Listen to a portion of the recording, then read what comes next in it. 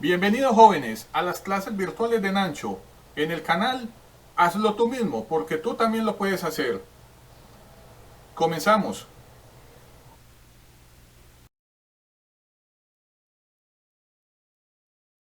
Bienvenidos jóvenes a las clases virtuales de Nancho.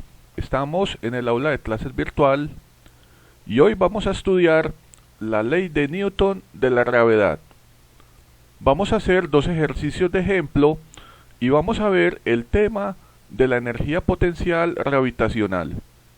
Pero antes de comenzar, veamos qué inquietudes tienen todos ustedes. Nos acompañan Sebastián y Valentina.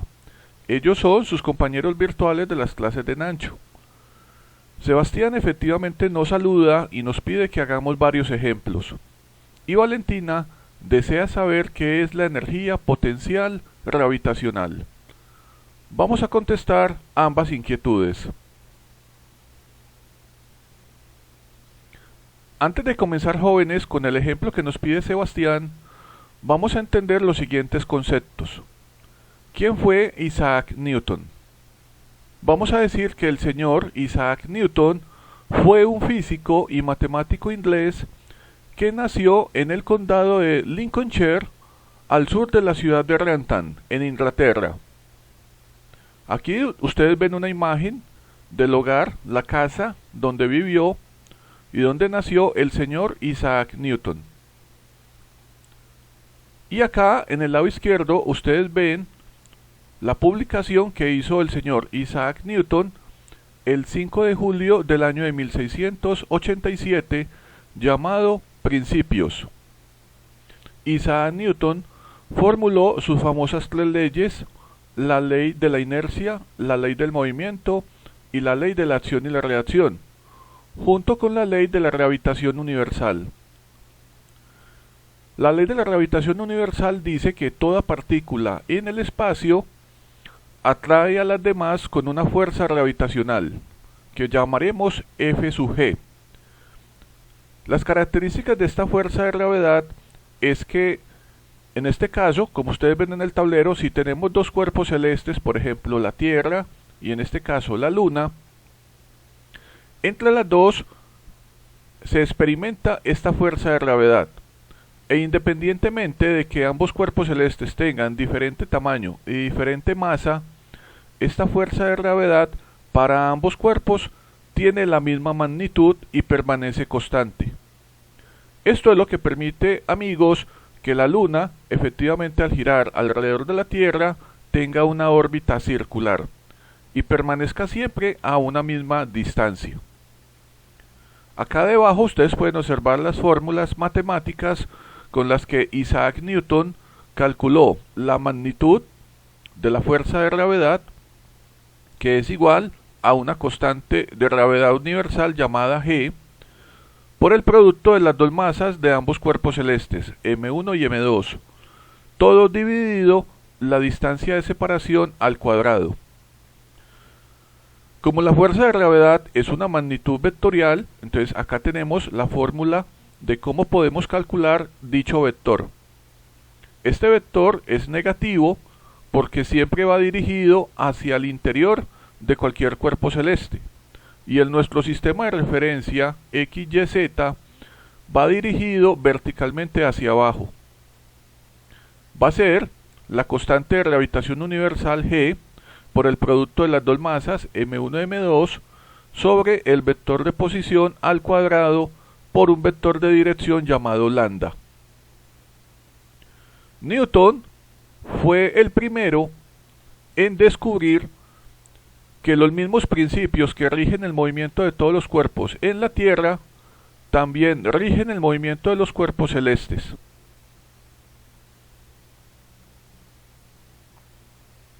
Ahora, jóvenes, veamos en qué consiste el concepto de la mecánica celeste.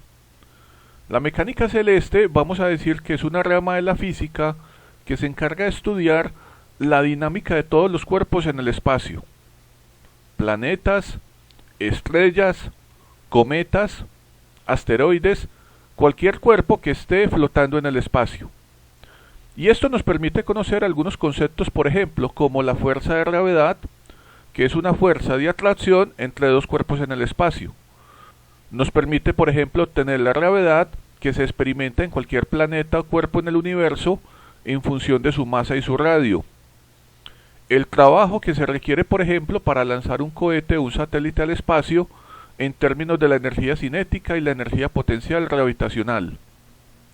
También nos permite, por ejemplo, en una órbita circular, conocer, por ejemplo, la velocidad tangencial con la que se mueve el objeto, la fuerza de gravedad, el periodo y la frecuencia de dicho objeto.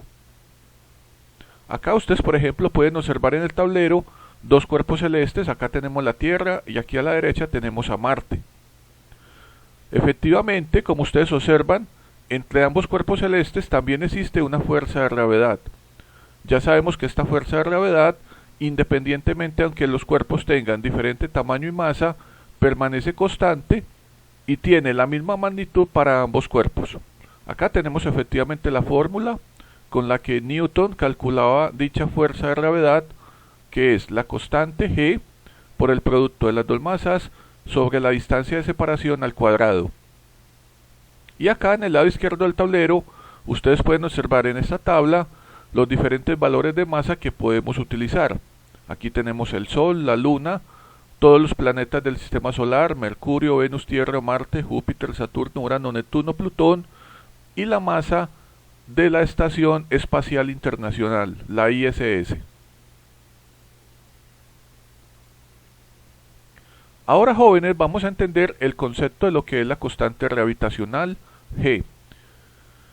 Esta constante gravitacional vamos a decir que fue obtenida experimentalmente en el año de 1798 por el señor Henry Cavendish. El señor Cavendish logró obtener el valor numérico de la constante gravitacional utilizando esta máquina que ustedes ven en el tablero, que se conoce como una balanza de torsión. Vamos a explicar básicamente cómo es el funcionamiento. En esta balanza de torsión tenemos un alambre que es el que sostiene esta T invertida, y este alambre, pues efectivamente, jóvenes, tiene una constante de torsión llamada K. Al final de esta barrita en forma de T y que tiene una longitud L, Cavendish colocó dos masas pequeñas conocidas llamadas M1. Y luego, sobre esta otra plataforma, colocó dos masas conocidas llamadas M2. Efectivamente, entre la masa M1 y la masa M2 va a existir una fuerza gravitacional de atracción. Cuando las dos masas se acercan, efectivamente sobre la balanza se genera un pequeño giro, y ese giro se mide acá arriba gracias a que se cuenta con un láser, y este láser simplemente apunta un rayo láser hacia este espejo, y cuando se da el giro, este rayo láser rebota sobre el espejo, indicando este pequeño ángulo de desviación. A este ángulo de desviación lo llamaremos phi. Acá tenemos efectivamente, jóvenes, la fórmula de la fuerza de torsión, que va a ser la constante de torsión del alambre por el ángulo de desviación phi. Y esto también va a ser igual a esta fórmula, dos veces la constante gravitacional por la masa mayor, o sea, en este caso sería M2, por la masa pequeña M1, por la longitud de este brazo que estoy señalando en el tablero, sobre la distancia de separación entre ambas masas M2 y M1 al cuadrado, o sea, esta distancia. De esta fórmula de la fuerza de torsión, básicamente podemos despejar la constante gravitacional. Entonces vamos a tener que la constante gravitacional va a ser la constante de torsión del alambre por el ángulo de desviación por la distancia entre las masas M1 y M2 al cuadrado, todo dividido el producto de este factor 2 por la masa mayor, que sería M2, por la masa más pequeña, que sería M1, por la longitud de este brazo. Efectivamente, cuando se dio en la balanza de torsión el giro, Cavendish midió el tiempo, y él observó que este tiempo, el tiempo que tardó la masa M1 en chocar con la masa M2, fue de 20 minutos. Como sabemos que el periodo de oscilación es 2pi, por la raíz cuadrada del momento de inercia sobre la constante de torsión, y como el momento de inercia es igual al producto de este factor 2 por la masa pequeña por la longitud al cuadrado, entonces Cavendish con esta fórmula logró obtener el valor de la constante de torsión, que es lo que ustedes ven acá, 8pi a la 2 por la masa pequeña m1 por la longitud al cuadrado, o sea la longitud de este brazo, sobre el periodo de oscilación al cuadrado. Luego Cavendish lo que hizo fue que tomó esta constante de torsión y la reemplazó en esta fórmula.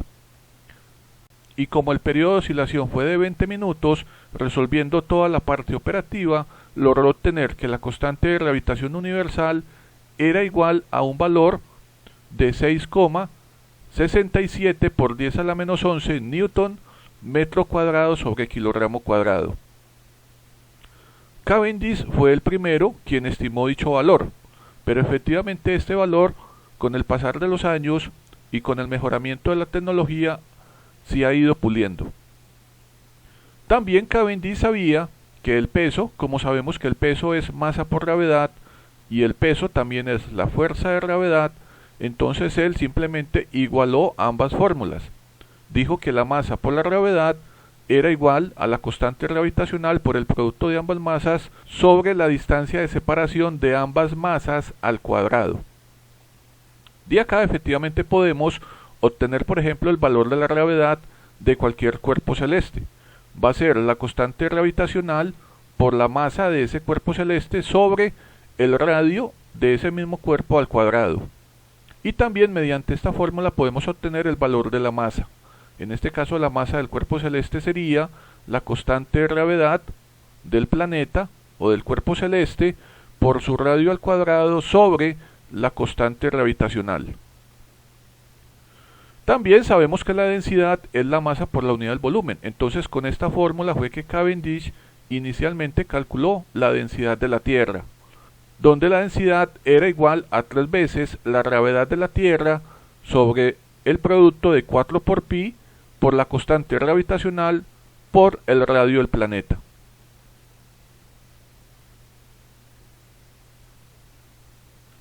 Ahora veamos, jóvenes, el concepto de lo que es la energía potencial gravitacional. Vamos a ver el siguiente dibujo. Acá tenemos, por ejemplo, el planeta Tierra, tenemos la masa de la Tierra, y lo que vamos a determinar es efectivamente cuánta energía se requiere para impulsar esta nave espacial que ustedes ven acá, que está sobre la superficie de la Tierra en el punto de lanzamiento 1, para llegar a un punto de órbita 2, que efectivamente está ubicado a una distancia R2 desde el centro del planeta. En este caso, R1 sería el radio de la Tierra. Tenemos efectivamente la masa de la nave y tenemos nuestro sistema de referencia. Aquí en color azul ustedes ven el sistema de referencia que vamos a emplear: más x a la derecha, más y hacia arriba, menos x a la izquierda y menos y para abajo. Y efectivamente nos damos cuenta que en todo este trayecto, mientras la nave pasa desde el punto de lanzamiento 1 hasta el punto de órbita 2, él va a estar experimentando esta fuerza de gravedad debido a la presencia de la Tierra. Efectivamente tenemos acá que la dirección del movimiento del cohete va a ser desde el punto 1 hasta el punto 2. Entonces vamos a poder decir lo siguiente, jóvenes. En un principio, para que la nave pase desde el punto de lanzamiento 1 hasta el punto de órbita 2, se requiere que haya un trabajo gravitacional. Este trabajo, como sabemos que el trabajo es fuerza por distancia, vamos a decir que entonces va a ser la integral desde el punto R1, que sería el radio de la Tierra, o sea, cuando la nave está sobre la superficie de la Tierra, hasta una distancia R2, que es el punto de órbita 2, por un vector de fuerza de gravedad, que aquí lo llamaremos F sub R, donde F sub R efectivamente va a ser la componente radial de la fuerza de gravedad, por un diferencial de radio. Efectivamente acá nos damos cuenta que esta fuerza radial, llamada F de R, es la fuerza de gravedad, o sea, la magnitud de la fuerza, por una dirección menos J. porque efectivamente esta fuerza radial pues va dirigida hacia el centro del planeta. Como sabemos que la fuerza gravitacional por la ley de Newton es Cavendish, la masa de la Tierra por la masa de la nave sobre la distancia de separación entre el punto de lanzamiento 1 y el punto de la órbita 2 al cuadrado, vamos a coger esta ecuación y la vamos a reemplazar aquí en la fórmula del trabajo gravitacional. Entonces vamos a poder decir, jóvenes, que el trabajo gravitacional, sacando los términos constantes de la integral, va a ser menos g, la masa de la Tierra por la masa de la nave, por la integral entre el valor R1 y R2 del diferencial sobre la distancia r al cuadrado. Resolviendo, jóvenes, esta integral, ustedes van a obtener la ecuación de trabajo gravitacional, que va a ser Cavendish, masa de la Tierra por la masa de la nave por la distancia r2, menos Cavendish, la masa de la Tierra por la masa de la nave sobre la distancia r1, esta que está aquí. Finalmente lo que vamos a hacer es que aquí vamos a sacar un factor común, y el factor común será la constante gravitacional, la masa de la Tierra, la masa de la nave, y nos queda, jóvenes, este factor, 1 sobre R2 menos 1 sobre R1. Efectivamente acá nos damos cuenta que como el movimiento de la nave va desde el punto de lanzamiento 1 hacia el punto de órbita 2, y efectivamente la nave, a medida que asciende, se va alejando de la Tierra, este factor llamado 1 sobre R2 menos 1 sobre R1 siempre va a ser menor que 0. Al ser este factor menor que 0, vamos a poder decir entonces que el trabajo gravitacional, jóvenes, es negativo. Esto se da porque simplemente la nave se aleja, a medida que asciende, se aleja de la Tierra. Ahora, lo que vamos a hacer es que vamos a calcular el trabajo gravitacional, pero en función de la energía potencial. Y como sabemos que ya el trabajo es negativo, entonces vamos a decir que el trabajo gravitacional es menos el diferencial de la energía potencial. En este caso, este diferencial de energía potencial va a ser la energía potencial en el punto de órbita 2 menos la energía potencial en el punto de lanzamiento. Efectivamente, al comparar esta ecuación de trabajo gravitacional en términos de la energía potencial con esta ecuación que ustedes ven acá, vamos a poder deducir que la energía potencial es menos Cavendish, la masa de la Tierra por la masa de la nave sobre la distancia r. Y como tenemos que esto, jóvenes, es la energía potencial gravitacional, también vamos a poder deducir que entonces lo que conocemos como energía mecánica, que es la energía cinética más la energía potencial, va a ser todo esto que ustedes ven acá. Tenemos que la energía cinética que por ejemplo experimenta la nave es un medio de la masa de la nave por la velocidad de la nave inicial, o sea en el punto de lanzamiento al cuadrado, menos la energía potencial gravitacional, que es Cavendish, que es la constante gravitacional, por el producto de la masa de la Tierra por la masa de la nave sobre la distancia r. En este caso r sería la distancia de separación entre la nave y la Tierra. Acá, jóvenes, es importante tener lo siguiente muy claro, que cuando la nave alcance el punto de órbita número 2, o sea que alcance su altura máxima, vamos a poder decir que la energía cinética en este punto 2 es igual a 0. Porque simplemente la nave alcanza su punto de máxima altura. Y cuando la distancia de separación, por ejemplo entre la nave y la Tierra, sea un valor muy cercano al infinito, vamos a poder decir entonces que la energía potencial en el punto de órbita 2 va a ser 0. Esto nos va a permitir, jóvenes, emplear el concepto de la conservación de la energía y poder, conociendo datos en el punto inicial 1, poder calcular puntos en el punto de órbita número 2. Ahora veamos, jóvenes, los ejemplos que nos pide Sebastián.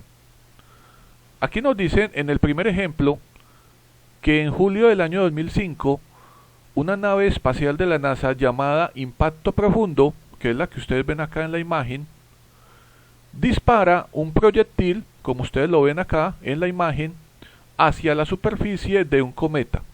Este cometa se llama el cometa Tempel 1. Este cometa tiene un diámetro de 9 kilómetros y lo que se observó es que inmediatamente el cohete impacta con el cometa, algunas partículas que se desprenden del cometa salen disparadas en esta trayectoria hacia el espacio. Y se observó que estas partículas salieron hacia el espacio con una rapidez igual a 1 metro por segundo. Suponiendo una forma esférica del cometa, nos piden calcular la masa del cometa y también nos piden calcular qué tan alejados están las partículas del polvo del cometa cuando esa energía cinética ha perdido el 90% de la inicial, de cuando el polvo estaba sobre la superficie del cometa. Para resolver este problema, jóvenes, debemos tener muy claro y entender lo que ustedes leen. Efectivamente nos damos cuenta que nos hablan de una nave espacial que se llama el impacto profundo y que nos hablan de la presencia de un cohete que simplemente es disparado hacia la superficie del cometa. Pero si ustedes leen detenidamente el párrafo, se dan cuenta que en ninguna parte nos hablan o nos dan datos característicos ni de la nave ni del cohete. Realmente aquí lo que interesa es observar el comportamiento del polvo que se desprende del cometa. Entonces vamos a decir que la trayectoria del polvo va desde un punto número 1, que es el punto de impacto del cohete, hasta el punto número 2, donde el polvo del cometa está en el espacio, en una posición muy alejada del cometa. Entonces lo que vamos a hacer es que vamos a analizar cómo es el cambio de la energía entre el punto número 1 y el punto número 2 para el polvo. Acá tenemos efectivamente la ecuación de la conservación de la energía. Recordemos que el principio dice que la energía simplemente se transforma. Entonces vamos a tener que el polvo en el punto número 1 experimenta una energía cinética, llamaremos a esta energía caso 1 del polvo, y también experimenta una energía potencial. A esta energía la llamaremos U1 del polvo. Como la energía se transforma, entonces vamos a decir que esta energía mecánica que hay aquí en el punto número 1 debe ser igual a la energía mecánica en el punto número 2, o sea, a una energía cinética 2 y a una energía potencial 2. Acá, jóvenes, ustedes ven las dos fórmulas, tanto para la energía cinética como para la energía potencial. Tenemos que la energía cinética es 1/2 de la masa del polvo por la velocidad del polvo al cuadrado, y tenemos que la energía potencial, ya sabemos que es negativa, es la constante gravitacional por la masa, en este caso del cometa, por la masa del polvo, sobre la distancia de separación entre el cometa y el polvo, tanto en el punto número 1 como en el punto número 2. Ahora bien, jóvenes, utilizando el principio de la ley de la conservación de la energía para el polvo del cometa, porque es el elemento que estamos analizando, entonces simplemente pues vamos a reemplazar todas las ecuaciones y hacemos esta igualdad que ustedes ven acá. Y debemos de tener muy claro las siguientes condiciones. Cuando el polvo se aleja del cometa disparado debido a esa velocidad inicial, él va a llegar a un punto en donde va a estar completamente ya libre del cometa, de la gravedad del cometa en el espacio, y en este punto vamos a decir que el polvo llega a su punto de máxima altura. En este punto de máxima altura vamos a decir que la velocidad final, o sea la velocidad 2 que va a tener el polvo, va a ser de 0 metros por segundo, o sea que el polvo ya no va a avanzar más, y que la distancia de separación R2 entre el polvo y el cometa va a ser un valor muy cercano al infinito. Efectivamente sabemos que si la velocidad 2 es 0, entonces la energía cinética 2 en este punto va a ser 0, y si la distancia R2 es un valor muy cercano al infinito, o sea acá, vamos a decir que la energía potencial 2 también va a ser 0. De esa forma podemos simplemente cancelar los dos términos que están en el lado derecho de la igualdad y vamos a llegar a tener esta ecuación de que la masa del polvo por la velocidad 1 del polvo al cuadrado sobre 2 menos la constante gravitacional por la masa del cometa por la masa del polvo sobre la distancia R1 va a ser igual a 0. Acá, jóvenes, podemos cancelar efectivamente los términos constantes, que en este caso es la masa del polvo, y llegamos a esta ecuación. Con esta ecuación, jóvenes, ustedes pueden obtener la velocidad de escape del polvo en el punto de impacto 1, donde golpea el cohete el cometa. Esa ecuación dice así, que la velocidad inicial con la que el polvo sale disparado hacia el espacio va a ser igual a la raíz cuadrada del producto del factor 2 por la constante gravitacional g por la masa del cometa sobre la distancia r1. En este caso r1, como el polvo inicialmente está sobre la corteza del cometa, pues r1 va a ser el radio del cometa. También yo, por ejemplo, puedo de esta ecuación obtener la masa del cometa. O sea, podemos despejar el m del cometa de esta ecuación y obtenemos la siguiente ecuación. La masa del cometa será el radio del cometa por la velocidad con la que sale disparado el polvo del cometa al cuadrado sobre el producto del factor 2 por la constante gravitacional. Simplemente, jóvenes, pues si reemplazamos los valores y sabemos que el radio del cometa es igual a 4500 metros y que la velocidad con la que sale el polvo disparado, o sea, en el punto número 1, es de 1 metro por segundo, llegamos a obtener este valor para la masa del cometa. Luego, lo que nos piden obtener es lo siguiente. Ahora sabemos que la energía cinética en el punto 2 es solo el 10% de la energía cinética 1. ¿Qué quiere decir? Que el polvo, mientras pasa del punto número 1 al punto número 2, va perdiendo energía cinética. Y perdió prácticamente el 90%. Entonces, en la segunda parte del ejercicio, la condición es que la energía cinética 2, en el punto donde el polvo está en el espacio, es tan solo el 10% de la energía cinética 1 cuando el polvo está sobre la superficie del cometa. En este caso diremos que caso 2 es 0.1 veces caso 1. Y reemplazando este valor en la ecuación de la energía cinética, vamos a decir que entonces caso 2 será la masa del polvo por la velocidad inicial del polvo al cuadrado sobre este factor de 20. Este factor de 20 efectivamente sale de la división de 0.1 sobre 2. Y nuevamente, jóvenes, vamos a utilizar la ley de la conservación de la energía. Entonces ya sabemos que la energía simplemente se transforma. Entonces aquí tenemos energía cinética en el punto número 1, en el punto de impacto del cohete. Acá tenemos la energía potencial 1, y esto va a ser igual a la energía cinética en el punto número 2 y la energía potencial en el punto número 2. De esta ecuación de la ley de la conservación de la energía, pues podemos en todos los términos anular, en este caso, la masa del polvo, porque es el término que está en todos los términos, y entonces llegamos a esta ecuación que ustedes ven acá, jóvenes. De esta ecuación, efectivamente, lo que nos interesa es obtener a qué distancia está el polvo cuando la energía cinética 2 es solo el 10% de la energía cinética 1. De esta ecuación, jóvenes, vamos simplemente a despejar la variable R2, así como ustedes lo ven acá. Entonces vamos a decir que esta variable R2, que es la distancia a la que está el polvo del punto número 1, va a ser un valor negativo y va a ser la constante gravitacional por la masa del cometa, que ya la calculamos anteriormente, sobre todo este factor.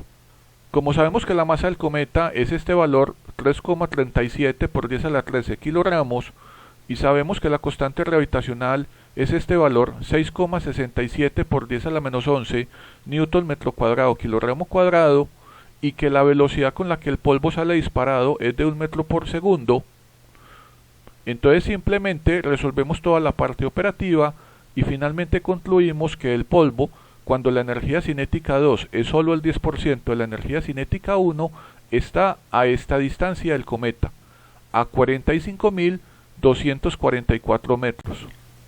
Ahora, jóvenes, vamos a hacer el segundo ejercicio de la clase del día de hoy. Dice así: 10 días después de que se lanza hacia Marte, en diciembre del año de 1998, esta nave, que es un orbitador climático para Marte y que tiene una masa de 629 kilogramos, va a estar a 2,87 por 10 a la 6 kilómetros de la Tierra. Esta nave, que es el orbitador, va viajando con una rapidez de 1,20 por 10 a la 4 kilómetros por hora. Nos pide el ejercicio que en este instante de tiempo calcular la energía cinética que va a tener la nave relativa a la Tierra y también su energía potencial en un sistema Tierra-nave. Acá en la imagen, jóvenes, como ustedes ven en el tablero, tenemos el planeta Tierra y vemos que efectivamente acá fue lanzado el orbitador climático para Marte. Entonces la nave efectivamente en este instante de tiempo tiene esta distancia. Esta distancia, jóvenes, está medida desde el centro de la Tierra. Y esta distancia es de 2,87 por 10 a la 6 kilómetros. Vamos simplemente, jóvenes, a calcular en este instante de tiempo la energía cinética y la energía potencial.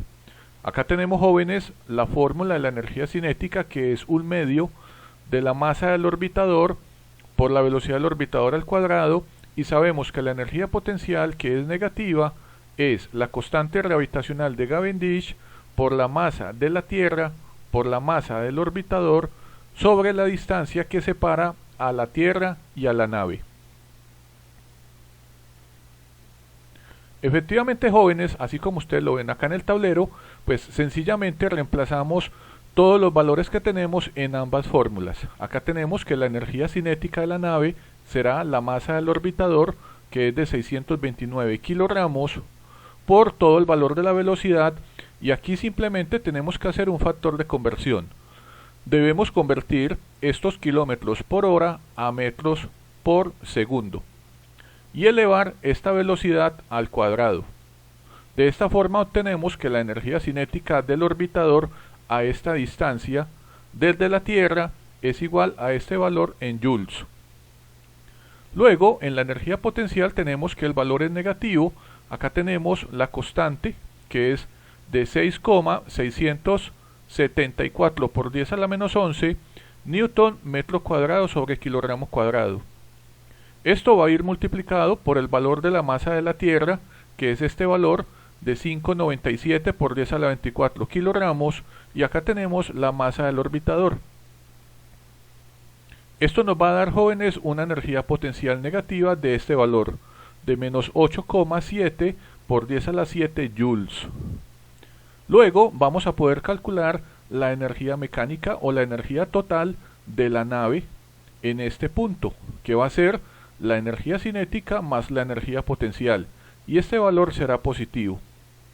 Efectivamente, aquí debemos tener en cuenta, jóvenes, que siempre que calculemos la energía cinética, este valor será positivo, que la energía potencial nos dará un valor negativo y que la energía mecánica será también positiva. Ahora veamos, jóvenes, qué inquietudes tienen todos ustedes. Veo que Sebastián y Valentina han entendido todo. Espero que también ustedes, jóvenes. Los invito a que vean este video todas las veces que sea necesario para que entiendan todos los conceptos relacionados con la energía potencial gravitacional y también que estudien los dos ejercicios que hemos solucionado el día de hoy.